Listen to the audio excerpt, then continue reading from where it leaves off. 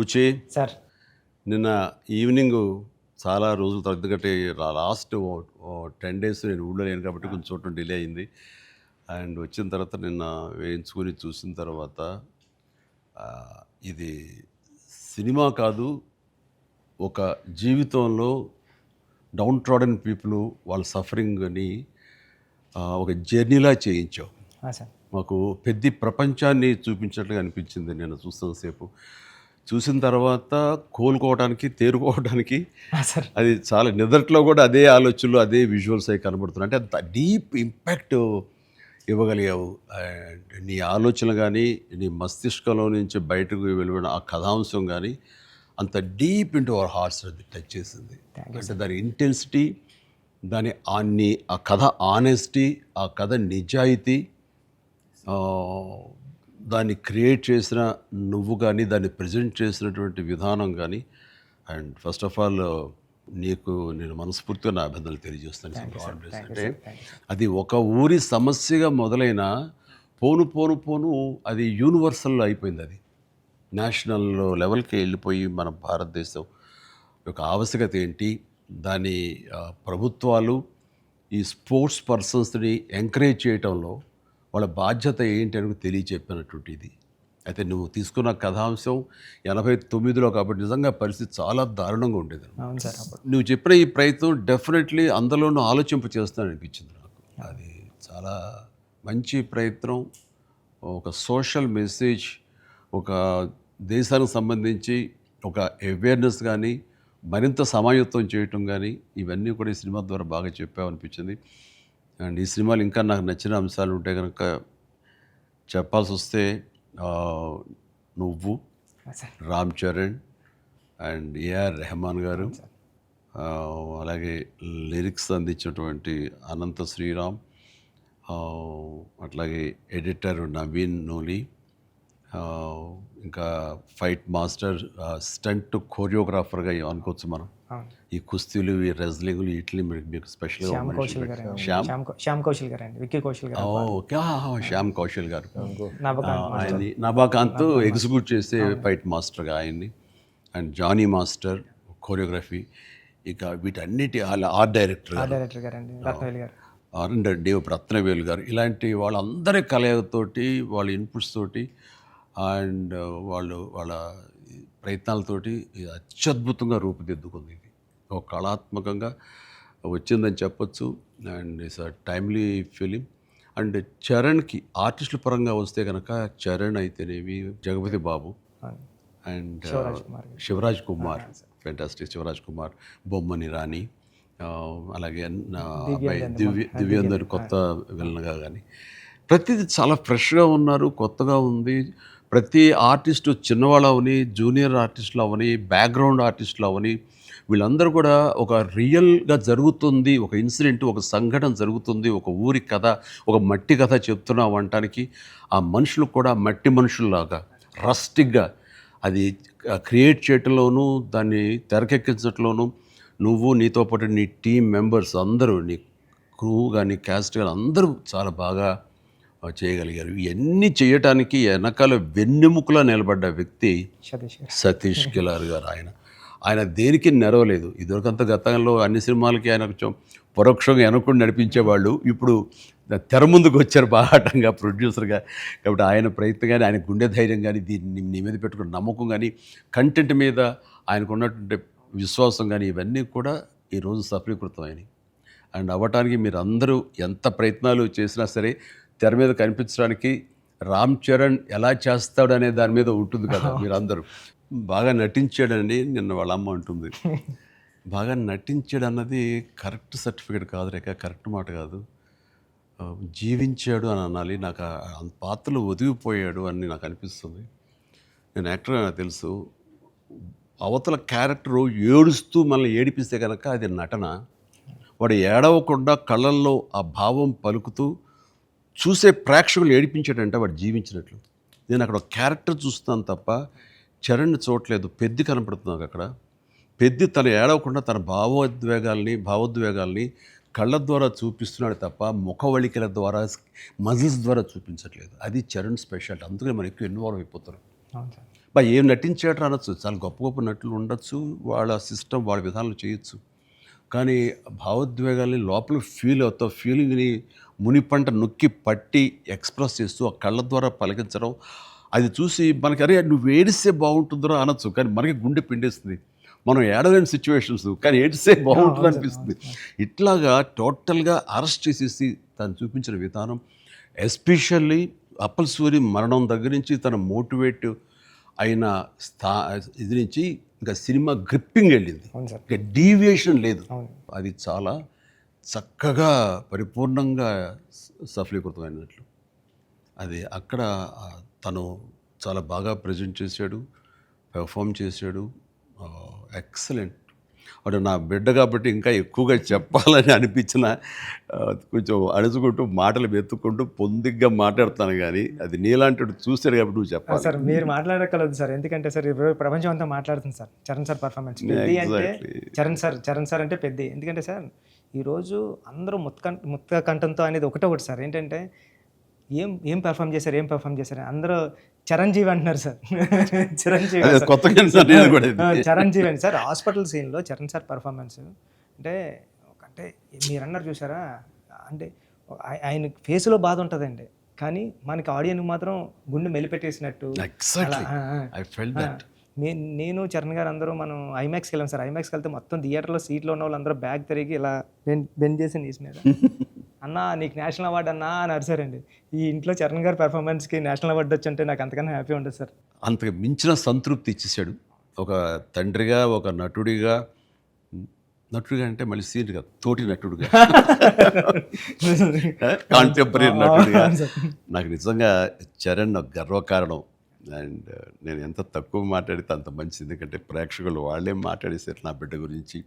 అంటే ఇక్కడ చిన్నప్పుడు చదువుకున్న ఒక సుమతి శతకంలోని ఒక పద్యం గుర్తుకొస్తుంది. ఇది పుత్రోత్సాహం పుత్రుణ్ణి కన్ననాడు కాదు, పదుగురు దాన్ని గుర్తించి వాళ్ళు మెచ్చుకుంటున్నప్పుడు, వాళ్ళు పొగుడుతున్నప్పుడు, అది కదా నిజమైన పుత్రోత్సాహం అంటే.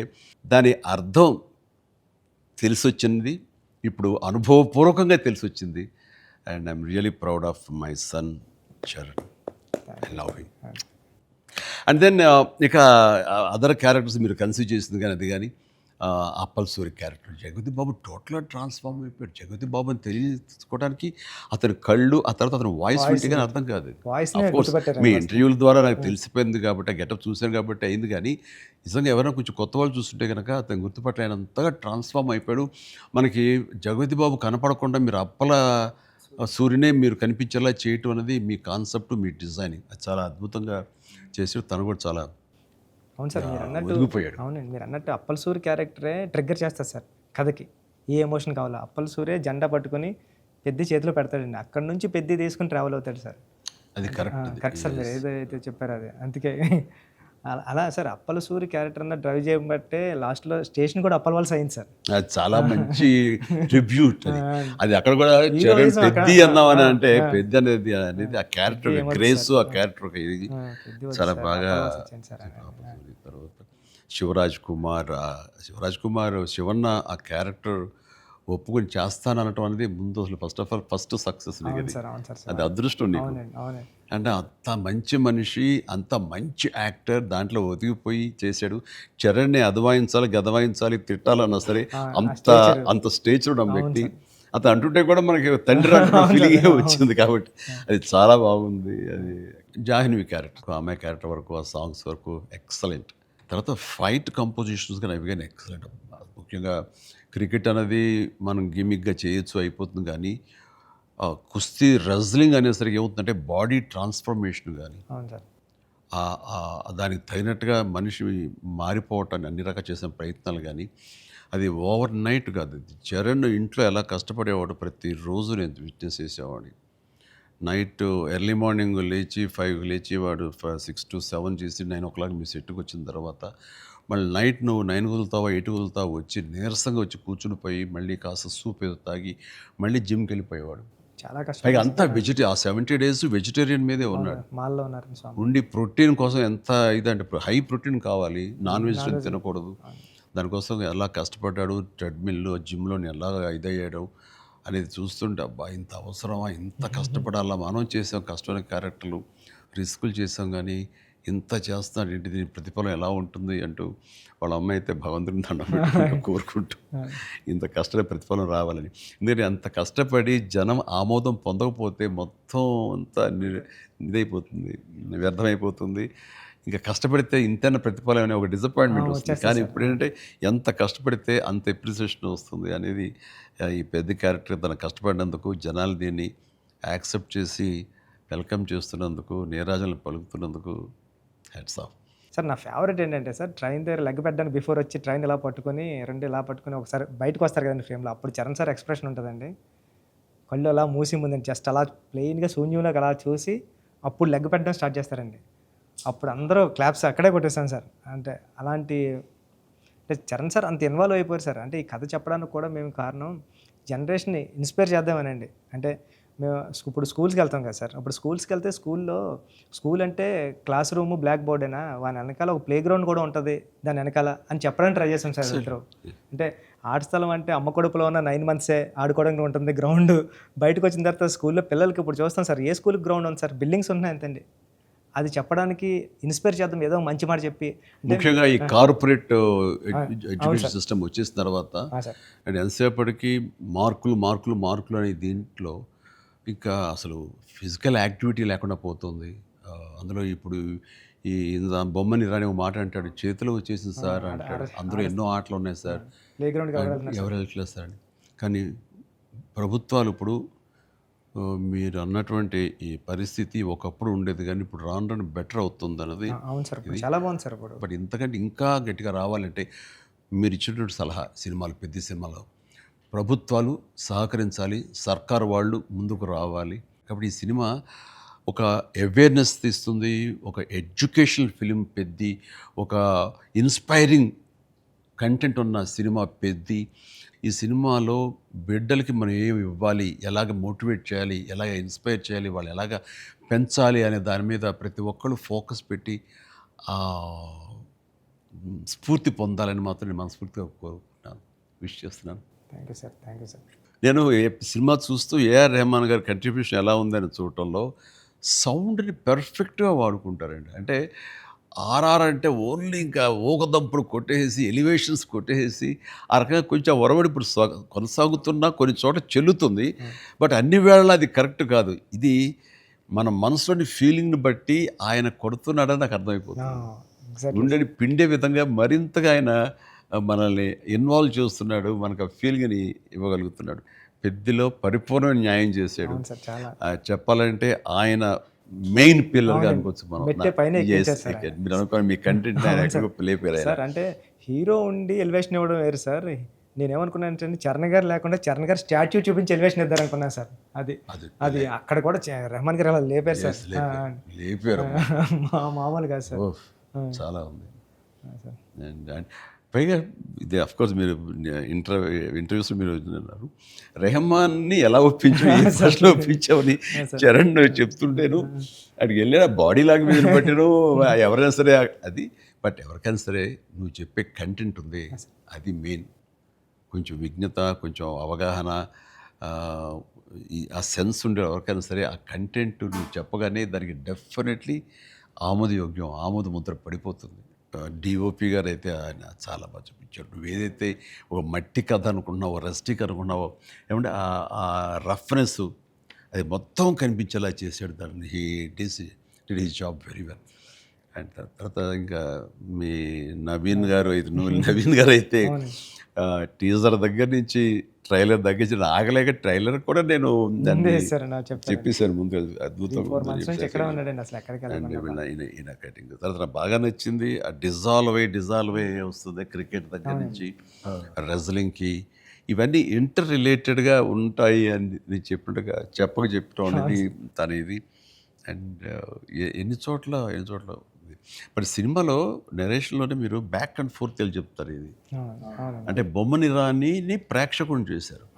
బొమ్మన్ ఇరానీకి ఎలాగైతే కథ అడికి అర్థమవుతూ వస్తుందో సేమ్ ఆడియన్స్ అది మంచి కాన్సెప్ట్. ఇది ఎడిటింగ్ బ్యాక్ అండ్ ఫోర్త్ వెళుతూ చెప్పటం అన్నది ఇట్ ఈస్ మంచి ప్రయత్నం.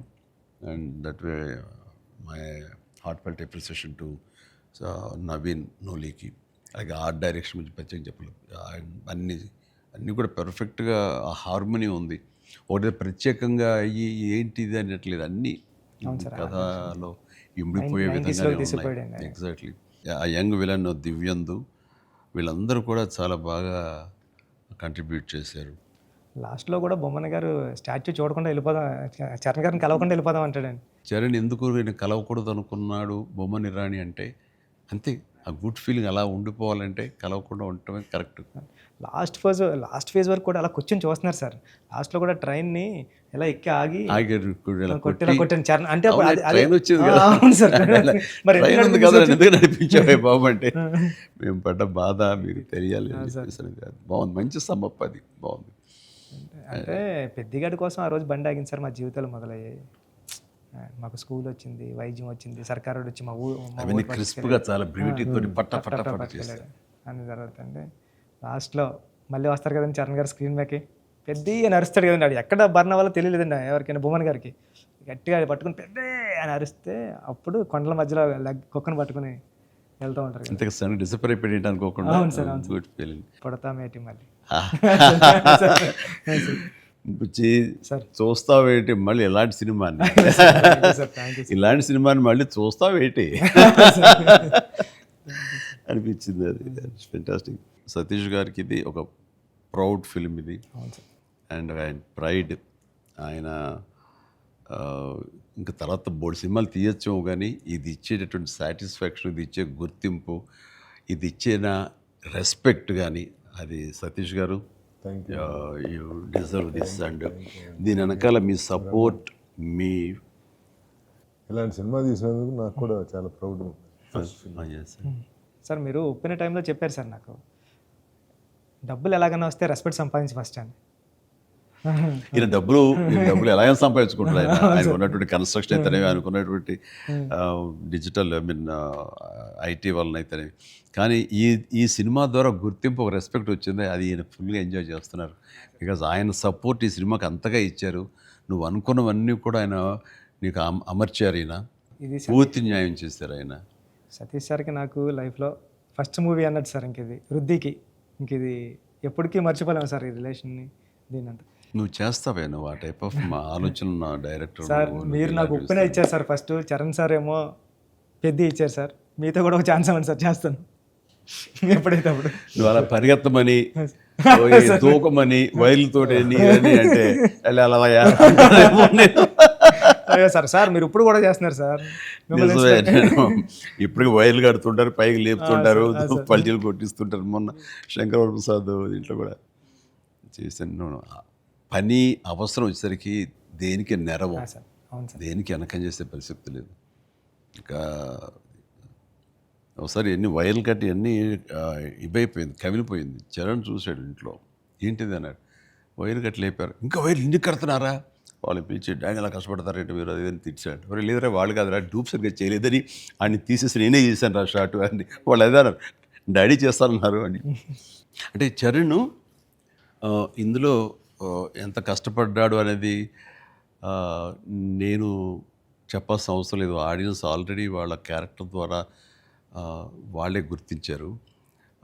వాడు ప్రతిరోజు అలసిపోయి ఇంటికి వచ్చి నీరసించి అలా కూర్చున్న ప్రతిసారి నాకు మా నాన్నగారు నాతో ఏమన్నారో, నన్ను ఏమనేవారో అది గుర్తుకొచ్చేదనమాట. అంటే దొంగ అనే సినిమాలో 8 అంతస్తుల ఒక హోటల్ పైన పారపెట్ వాల్ మీద నేను రోల్ చేస్తూ వెళ్ళినప్పుడు కింద స్లిప్ అయితే మాత్రం ఇది ఇప్పట్లా వైర్లు ఇలాంటి సేఫ్టీ డివైస్లు ఏమి లేవు.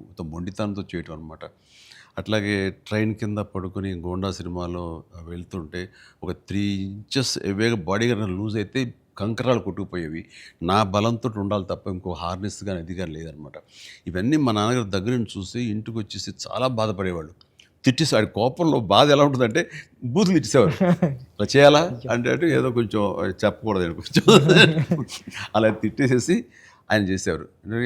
తప్పదానా దాందే ఉంది చేయాలి, లేకపోతే ఎలా కనపడదు రిజల్ట్, ఎలాగ మరి ఫ్యాన్స్ ఇచ్చేయాలి కదా వాళ్ళు ప్రేక్షకులు అని అప్పట్లో మాట్లాడేవాడిని. లేదురా రేపు పొద్దు నీకు కొడుకు పుట్టి, అప్పుడు ఇంకా చరణ్ పుట్టలేదు ఆ టైంకి, నీకు కొడుకు పుట్టి వాడు యాక్టర్ అయ్యి హీరో అయ్యి వాడు ఇలాగే కష్టపడుతున్నారు అప్పుడు తెలిసి వస్తారా మా ఫీలింగ్స్ ఏంటో నీకు అనేవాళ్ళు. నిజంగా నీ పెద్ద సినిమాకి చేసి వాడు అలసిపోయి వచ్చి కూర్చుని ఈ మణికట్టు దెబ్బ తగిలిందని కానీ కంటి మీద దెబ్బ తగిలి రక్తం ఇదే ఇచ్చింది దానికి కుట్లు పడ్డాయి అన్నప్పుడు కొంచెం ఒక హాఫ్ ఇంచ్ క్వార్టర్ ఇంచ్ కిందకి వెళ్తే కంటి గుడ్డేమవుతుందో అనే పరిస్థితి అన్నీ తెలిసినప్పుడు మాత్రం బాధపడి వ్యక్తం చేయబోయాను. నాకు మా నాన్నగారు మాట గుర్తుకొచ్చింది. ఆయన ఎంత బాధపడి ఉంటారు అని చెప్పేసి అదే బాధ ఈరోజు నేను వాడు కష్టపడి వస్తుంటే మాత్రం నాకు గుండె పిండిన ఫీలింగ్ ఉంది. అయితే సినిమా చూసిన తర్వాత కొన్ని ఎపిసోడ్స్ గురించి చెప్పాల్సి వస్తాయి. ఇందులో ఇంటర్వెల్ నుంచి మాత్రం సినిమా మనిషిని కట్టిపడేసింది, ప్రేక్షకుడిని తారాస్థాయికి తీసుకెళ్ళిపోయింది. ఎమోషనల్ జర్నీ చేయించి ఒక రోలర్ కోస్టర్ రైడ్ లాగా చేయించి అప్ అండ్ డౌన్ చేయించి పినాకిల్ ఇంకా తారాస్థాయికి తీసుకెళ్ళి అక్కడ వదిలిపెట్టారు సినిమాని. ఆటల్లో ముఖ్యంగా చెప్పాలంటే హాస్పిటల్ సీన్ బుచ్చి బా నా భూతో నా భవిష్యత్తు ఇప్పుడు తలుచుకో నాకు గగురు పడొస్తుంది, గూస్ బంప్స్ వస్తున్నాయి. అసలు హాస్పిటల్ సీను వాడి నటనకి మాట్లాడుతూ చూడు అది నటనకి, అది నటన కాదు, వాడు ఫీల్ అయిపోయాడు దానికి. అక్కడి నుంచి నా కంట తడి తడి తడి లాస్ట్ వరకు ఆగలేదు. All the appreciation, all the blessings, God bless him, God bless him. దానికి చక్కటి అంత మంచి క్యారెక్టర్ ఇచ్చినటువంటి నీకు hats off, hats off. Thank you sir, thank you sir. ఒకసారి ఎస్పి బాలసుబ్రహ్మణ్యం ఆయన నువ్వు ఒకప్పుడు ఆపద్బాంధవుడు చేసావు, ఇంకోసారి రుద్రవేణి చేసావు, అలాగే చాలా సినిమాల్లో నీ పెర్ఫార్మెన్స్ అనేది తెలుసు. కానీ ఎక్కువ కమర్షియల్ వైపు వెళ్ళిపోతున్నావు చిరంజీవి. నీలో పొటెన్షియాలిటీ ఉంది. ఎప్పుడో బాలసుబ్రహ్మణ్యం మన కె బాలచంద్ర గారు అన్నది కూడా అతను ప్రస్తావిస్తూ నీలో ఒక కమలాసనం రజనీకాంత్ అందరి కలయిక ఉంది అంటే ఏదో మాట్లాడుతూ రావాలి సినిమాలు అంటే. అలాంటి కంటెంట్ తోటి మనవాళ్ళు వస్తే కనుక ఎందుకు చేయను, చేసే కెపాసిటీ ఉంది, చేయగలను నమ్మకం నాకు ఉంది, రావాలి అంటే. నువ్వు చేయలేనిది చూడండి ఏం లేదు అని అన్నప్పుడు నాకు అవకాశాలు రాని టైంలో హిందీలో ఒక డంగల్, ఒక చెక్దే వచ్చినప్పుడు వాళ్ళ పెర్ఫార్మెన్స్ అది చూసినప్పుడు ఇలాంటి కదా నాకు కావాలని కోరుకున్నాను. కానీ అలాంటి కంటెంట్ తోటి డైరెక్ట్లో వస్తేనే కదా మనకు ఏదైనా ఛాన్స్ అవకాశం ఉండేది. అలాంటి వచ్చినప్పుడు ఆ సినిమాకి ఇప్పుడు ఈ సినిమా కూడా అలాంటి స్పోర్ట్స్ నేపథ్యంలోనే వచ్చింది. ఆ సినిమాల్లో దంగల్ తీసుకుందాం, అది ఫ్యామిలీ ఎమోషన్ అది. అండ్ దోస్ కుస్తీకి సంబంధించిన, రజనీకి సంబంధించిన ఫ్యామిలీ ఆడబిడ్డల వాళ్ళ ఇంటర్నల్ డ్రామా గుండెని కట్టిపడేస్తుంది, పిండేస్తుంది. అండ్ నీ సినిమా ఈ పెద్ది వచ్చేసరికి రస్టిక్ స్పోర్ట్స్ డ్రామా అండ్ అవేర్నెస్ని మోటివేట్ చేస్తూ ఒక రకమైన ఎడ్యుకేటివ్ ఫిలిం ఇది. ప్రతి ఒక్కరికి, ప్రభుత్వాలకి అయితేనేవి, చిన్నపిల్లలకి, తల్లిదండ్రులకి, ప్రేక్షకులకి, అందరికీ ఒక అవేర్నెస్ ఆలోచింపచేసే సినిమా ఇది. అందుకని అవి క్లాసిక్ స్పోర్ట్స్ డ్రామాలైనా ఇది రస్టిక్ ఒక గ్రామీణ నేపథ్యంలో ఉండేటటువంటి మట్టి కథ, మట్టి గేమ్స్, మట్టి మనుషుల కథ ఇది. అందునే దీనికి ఎక్కువ లాంజివిటీ ఉంటుంది, దీనికి ఎక్కువ ఆదరణ ఉంటుందని నా భావన. అండ్ దట్ వే ఇలాంటి కథ చరణ్ రావటం అనేది నేను మిస్ అయింది, చరణ్ పొందాడు. కాబట్టి ఆ అవకాశం వచ్చింది కాబట్టి కొంతమంది చిరంజీవిని మించిన వాడు చరణ్ అంటున్నారు, ఒప్పుకుంటున్నారు మనస్ఫూర్తిగా. కానీ ఒక తండ్రిగా గర్వంగా ఉంది, ఒక నటుడిగా కొంచెం కష్టంగా ఒప్పుకోవాల్సి వస్తుంది. చాలా బాగా చేసేవారు చరణ్, లవ్ యూ. గ్రామీణ వాతావరణం ఈ నేపథ్యంలో కథల్లో అఫ్కోర్స్ మీ గురువు గారు సుకుమార్ పెట్టింది పేరు. సుకుమార్ సినిమా రంగస్థలం కానీ ఇప్పుడు ఈ సినిమా ఇది చూసినప్పుడు నాకు అఫ్కోర్స్ నిన్న మొన్న చనిపోయారు, దివంగతులయ్యారు భారతిరాజా గారు. కొద్ది రోజుల క్రితం నేను భారతిరాజా గారు కూడా ఈ బుచ్చి సుకుమార్ లాగానే ఆలోచిస్తారు. ఆయన 16 వైద్యుల దగ్గర నుంచి మొదలు మర్యాద కానీ ఇలాంటి సినిమాలన్నీ, నా ఆరాధన సినిమా, ఇవన్నీ కూడా చూస్తాను. నేను వాటి డిస్కస్ చేసుకుంటున్నాను. ఆ 2 డేస్లోనే నిన్న మొన్న ఆయన చనిపోయారని తెలిసినంత ఇది డ్యూ రెస్పెక్ట్ ఆయనకి మనస్ఫూర్తిగా మనం ఆయన ఆత్మశాంతి చేకూరాలని ఈ సందర్భంగా కోరుకుంటున్నాను. అండ్ ఆయన ప్రస్తావన ఎందుకు వచ్చిందంటే అలాంటి సినిమాలకు ఆయన పెట్టింది పేరు. అదే రొమాంటిక్ సినిమాలు అవని, లేకపోతే drama Avani, family drama Avani. And very good. ఆయన గ్రౌండెడ్. అలాగా మళ్ళీ సుకుమార్ గారు, మీరు మన తెలుగులో అంత గ్రౌండెడ్ ఫిల్మ్స్ తీస్తుంటారు. మీ ఆలోచన అవి కానీ రస్టిక్గా ఉంటాయి, రూరల్గా ఉంటాయి, గ్రామీణానికి సంబంధించినవి ఉంటాయి. అట్లాగా ఆయన ఆ, ఈ ఈ ఇందులో మనస్ఫూర్తిగా నేను ఇలాంటి ఒక శిష్యుడికి ఇన్స్పైర్ చేసి ఇలాంటి మంచి కథ ఎన్నుకోవడానికి, ఆలోచించుకోవడానికి ఒక కథకుడుగా, ఒక డైరెక్టర్గా ఆ, నువ్వు అతనితో అసోసియేట్ అయ్యి నువ్వు నేర్చుకున్నందుకు, నేను ఇన్స్పైర్ చేసేందుకు, నీలాంటి వ్యక్తిని ఈ పెద్ద ద్వారా మాకు ఇచ్చినందుకు అండ్ మనస్ఫూర్తిగా నీ సందర్భంగా సుకుమార్కి నేను నా అభినందనలు తెలియజేయాలి. సుకుమార్, ఒక మెట్లో మాణిక్యాన్ని ఇచ్చావు. Thank you sir.